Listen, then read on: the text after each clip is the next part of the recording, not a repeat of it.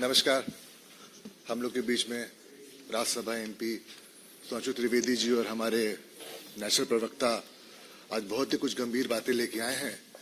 आप लोग आए, आप लोग का बहुत शुक्रिया। आप हमें बताएंगे। मित्रों, शुरू करें ना। मित्रों, दिल्ली के मुख्यमंत्री अरविंद केजरीवाल जी, जिन्हें दिल्ली की सर्दी में जांच की आंच से पसीने आते हुए दिखाई पड़ रहे हैं, अब परिस्थिति में एक नया आयाम जुड़ रहा है। अब तो जांच भी आंच के घेरे में आ रही है। अर्थात ये जो तथाकथित मोहल्ला क्लिनिक थी, इसके अंदर इन्होंने जांच की व्यवस्था की थी, यानी पैथोलॉजिकल टेस्टिंग की।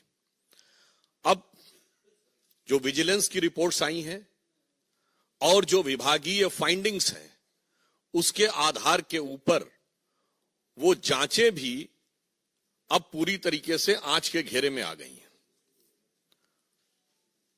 इस प्रकार के फैक्ट्स सामने आए हैं कि जो उनकी तथाकथित मोहल्ला क्लिनिक थी, सर्वप्रथम तो हम कहना चाहेंगे कि स्वतंत्रता के अमृत काल में आने के बाद भी देश की राष्ट्रीय राजधानी में सुपर स्पेशलिटी का कोई इंस्टीट्यूट या ऐसी कोई व्यवस्था या ऐसी कोई लैब बनाने के बजाय मोहल्ला क्लिनिक तक ही सोच सीमित थी, जो 75 वर्ष पूर्व भी थी। परंतु उसमें भी क्या हुआ, मीडिया में भी ऐसी रिपोर्ट्स हैं, कई स्वयंसेवी संगठनों ने भी इस विषय के ऊपर ध्यान आकर्षित किया था और जांच में भी आया कि एक दिन में 500 पेशेंट देखे गए हैं। अधिकतम संख्या 533 है, जबकि जो औपचारिक समय है मोहल्ला क्लिनिक का, वो सुबह 9 बजे से 1 बजे तक है। अब आप इमेजिन करिए कि 9 बजे से 1 बजे तक 4 घंटे में कितने मिनट हुए, 240। और अगर 240 मिनट में किसी ने 533 पेशेंट देख लिए, इसका मतलब आधे मिनट में एक पेशेंट देख लिया, जिसमें एक पेशेंट का आना जाना, डॉक्टर का उसकी बात सुनना, असेसमेंट करना, जांच का पर्चा लिखना। महोदय, मैं कहना चाहता हूं कि जब त्योहारों के दिनों में बड़ी भीड़ होती है ना, तो आप जाते तो मंदिर में बड़ी भीड़ होती है, इतने सेकंड्स में तो व्यक्ति उस धक्का मुक्की में दर्शन भी नहीं कर पाता है जितने में आपके डॉक्टर ने उसके दर्शन करके रोग को समझकर रोग का निदान समाधान सब लिख दिया। यह है ईमानदारी का नया किरदार। और टेक्निकली मैं पूछना चाहता हूं, यह वो सरकार है ना जिसने कहा था कि हम सीसीटीवी का पूरा जाल बिछा देंगे दिल्ली में। तो मोहल्ला क्लिनिक्स में सीसीटीवी है कि नहीं? और अगर हैं तो उन मोहल्ला क्लिनिक में उस डेट की सीसीटीवी फुटेज दिखाइए कि 533 लोग कहां लाइन लगाए हुए थे। क्योंकि मोहल्ला क्लिनिक तो छोटी छोटी स्पेसेस में है ना, तो 533 लोग अगर आए तो सीसीटीवी फुटेज में होना चाहिए ना। बस यही सब चीजें हैं जिसकी वजह से जांच की आंच से घबरा रहे हैं। और इसमें जो प्रोसीडिंग्स में बात आई है, मैं कोट करना चाहता हूं कि necessary discipline proceedings may be initiated against the project director OLS outsource lab services। महत्वपूर्ण बात यह है कि ये सरकारी एजेंसी नहीं कर रही है, ये सब आउटसोर्स है, यानी प्राइवेट एजेंसीज को जांच दे रखी है।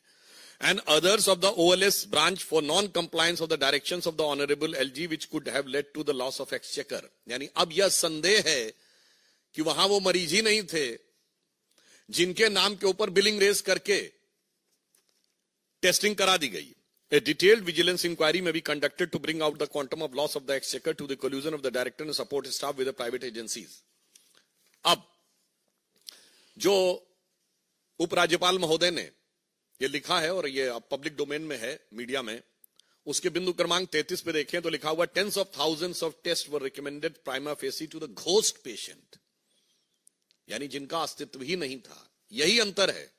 हमारे प्रधानमंत्री श्री नरेंद्र मोदी जी के द्वारा हर चीज डिजिटली ट्रांसफर होती है, इसीलिए ये लोग आधार का भी विरोध करते थे, क्योंकि यदि व्यक्ति का आधार कार्ड है और डिजिटली उसके अकाउंट में ट्रांसफर हो रहा है तो उसमें किसी भी प्रकार का झोल होने की संभावना नहीं है। पर यहां पर फिर empirical data proving entry of the fake mobile numbers, blank mobile numbers of the fictitious patients fake attendance of the doctors and fictitious data of the patient established with a widespread corruption, manipulation of the documents, forgery of the record with the sole intention to loot the government exchequer and extended under the benefit of the private parties operating at AAMC as well as the dispensaries, polyclinic and hospitals of the Delhi government. यानी अब ये बहुत साफ हो गया कि पहले आपने मोहल्ला क्लिनिक बनाई, फिर उसमें जांच, पहले मामूली जांच होती थी, फिर बड़ी जांच की व्यवस्था की, फिर वो सब आउटसोर्स कर दी। यानी कुछ कुछ वैसा ही जैसा शराब घोटाले में हुआ था, कदम कदम रफ्ता रफ्ता बढ़ाते हुए, और फिर उसमें फेक पेशेंट्स और फेक बिल रेस करने की बातें मीडिया में आ रही हैं।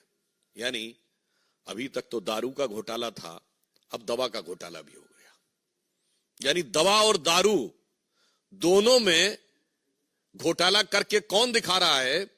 स्वघोषित भारत रत्न विभूषित, जिन्होंने अपने को ही भारत रत्न दे रखा है कट्टर ईमानदारी का।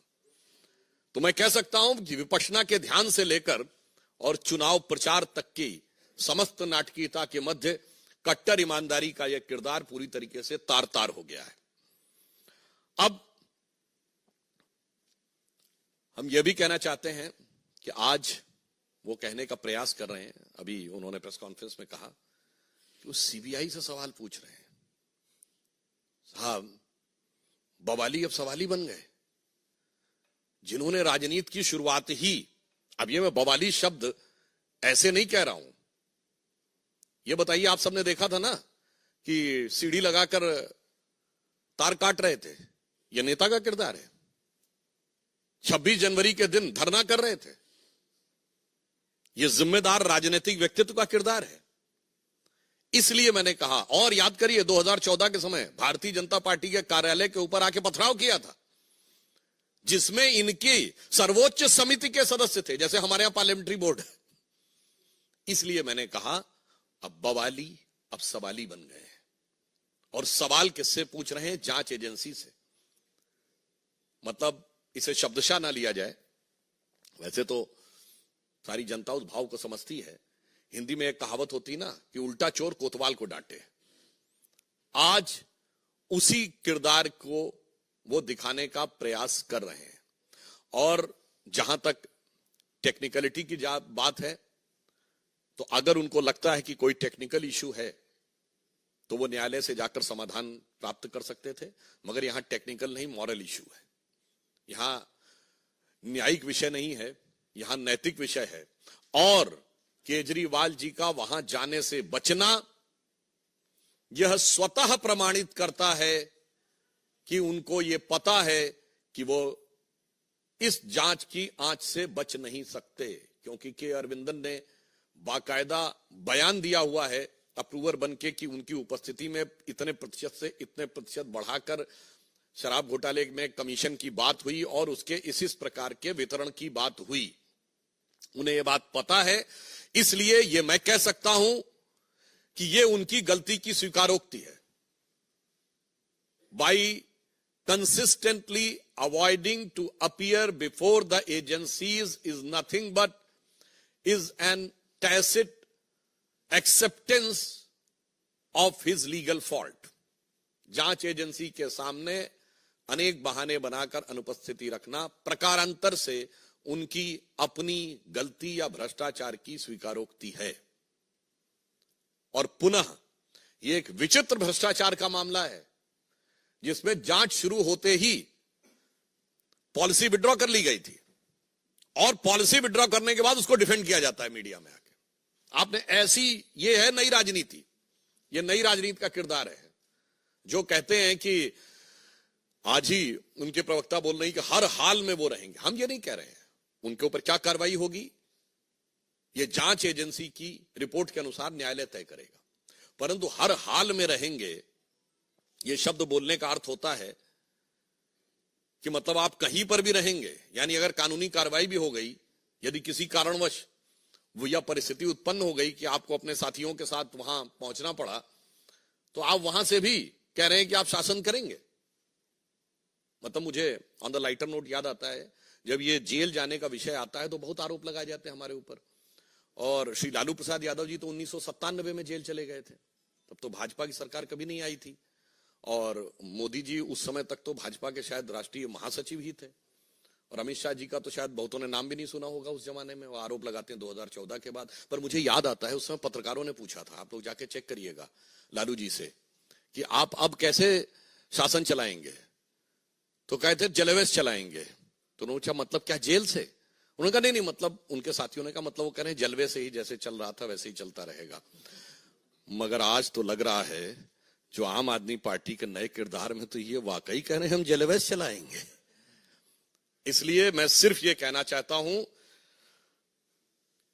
कि अरविंद केजरीवाल जी को इस जांच, दवा की जांच, मोहल्ला क्लिनिक के घोटाले के ऊपर जवाब देना चाहिए। और मैं समझ सकता हूं कि आप एजेंसी के पास जाने से इसलिए डर रहे हैं कि तेरी उल्फत में हूं बैठा इतने राज छुपाए कि अगर नजर मिले तो कदम डगमगाए।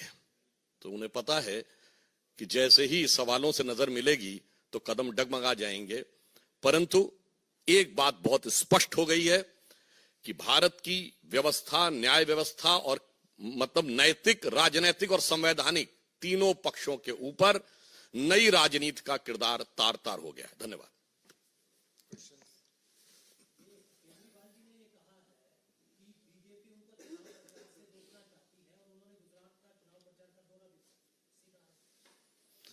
वैसे अभी उन्होंने हाल में जहां जहां चुनाव प्रचार किया है तो जब्ती का रिकॉर्ड बनाया है। तो मुझे लगता है कि जितनी जमानतें जब्त करवाई हैं उन्होंने पिछले अभी इन 3 चुनावों में, तो मुझे लगता है कि ये सिर्फ जैसे कहते हैं तिनके की ओट में पहाड़ छुपाने का प्रयास करना, इसका राजनीति से कोई मतलब नहीं है। हां, उनको ऐसा लगता होगा, परंतु मैं बहुत स्पष्ट करना चाहता हूं, किसी भी चीज की जांच का जवाब देने का चुनाव प्रचार से क्या संबंध है? और ये लोग तो जिन पे आरोप लगाते थे आज उनके साथ खड़े हैं। मतलब सोनिया गांधी जी और राहुल गांधी जी, वो तो जाके फिर भी अपना जवाब दे आए थे। ये केजरीवाल जी नए राजनीति के नए किरदार, नई नवेली अजब अलबेली पार्टी के अलंबरदार, उनसे भी बड़े हो गए हैं। तो मतलब ये तथाकथित इंडी गठबंधन में ये है कि मैं तुमसे बड़ा।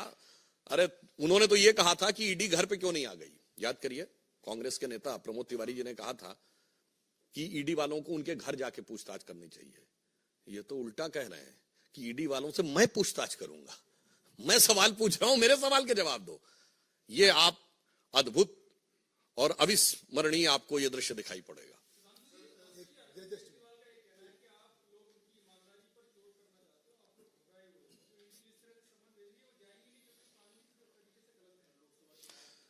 अगर कानूनी तरीके से गलत है तो कानून का सहारा लेना। और कोई बोले तो बोले, ये तो वो पार्टी है जो कहती थी आरोप लगते ही इस्तीफा दे देना चाहिए, जांच तो बाद में होनी चाहिए। वो आज कहती है जांच एजेंसी के सामने भी नहीं जाना चाहिए। अच्छा ये बताइए, ये मुझे चाहिए जन लोकपाल वाली भी तो एक टोपी थी ना, वो अब टोपी कहां है? अच्छा छोड़िए, अपनी पार्टी में भी तो एक लोकपाल नियुक्त किया था, उसी के पास जाके जांच की रिपोर्ट दे, वो भी खत्म कर दिया एडमिरल रामदास। तो मुझे लगता है कि वो कितने भी रूप बदल लें, मगर उनका वास्तविक चेहरा अब जनता के सामने है।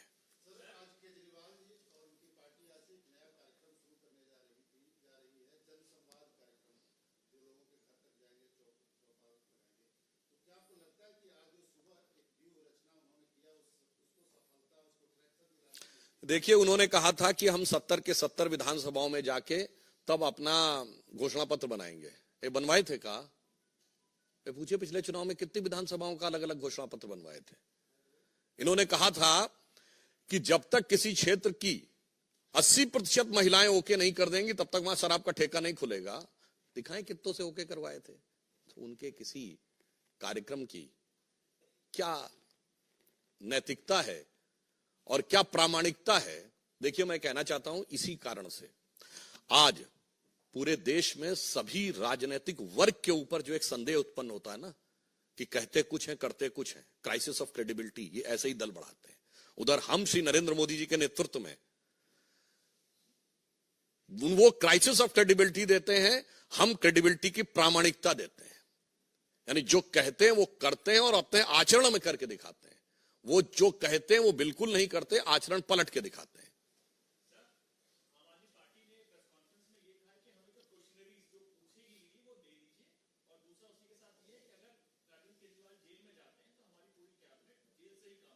वो तो मैंने बता दिया, वो जेलवेस काम करने की कोशिश कर रहे हैं। मगर मैं आपको ये भी बताना चाहता हूं, ये ईडी ने सवाल तो अरविंद केजरीवाल से पूछे कि आम आदमी पार्टी से पूछे? जवाब आम आदमी पार्टी क्यों दे रही है? मतलब साफ हो गया ना कि पार्टी मेरी जेब में। ये आए थे ना, इनके वो वीडियो पुराने याद है ना, पूरी पार्टियां एक व्यक्ति के हाथ में। अरे भाई, सवाल व्यक्ति से सिर्फ सवाल पूछा गया और जवाब पार्टी दे रही है। यानी साफ साफ उन्हें कहना चाहिए कि केजरीवाल जी पार्टी से बड़े हैं।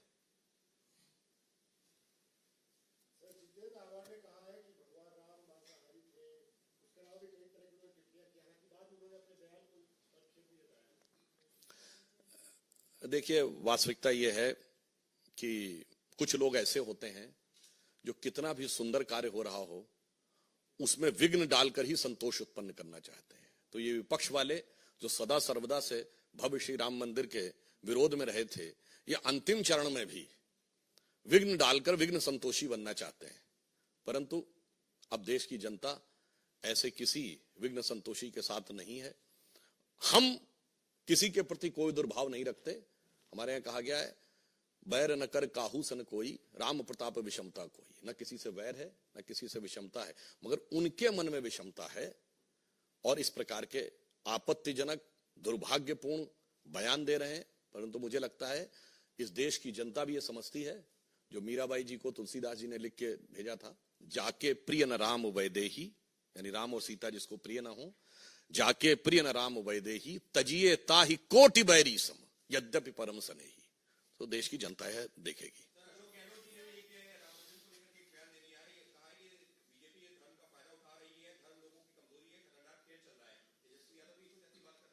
इसमें कुछ नया है क्या? ये तो सुनते सुनते हम लोग बचपन से किशोरावस्था से युवावस्था पार करके प्रौढ़ावस्था की दहलीज पे आ गए। वही पुराना बहाना, वही पुराना तराना, वही पुराना अफसाना जो हकीकत नहीं बन पाया है। तो ये लोग जो लगातार बोल रहे हैं और उसके बाद जबकि ये असफल भी हो रहे हैं, तो मैं इसके लिए भी वो पंक्ति बता देता हूं जो मैंने पार्लियामेंट में बोली थी। ये राम मंदिर के विरोध की और मुस्लिम तुष्टीकरण की नाव पर सवार होकर जो मंजिल पाने की कोशिश में हैं, तो उनके लिए कहना चाहता हूं कि कश्ती भी नहीं बदली और दरिया भी नहीं बदला। कश्ती भी नहीं बदली, दरिया भी नहीं बदला, पर इन डूबने वालों का जज्बा भी नहीं बदला है। शौक सफर ऐसा, एक उम्र हुई हमने, मंजिल भी नहीं पाई, रास्ता भी नहीं बदला। धन्यवाद।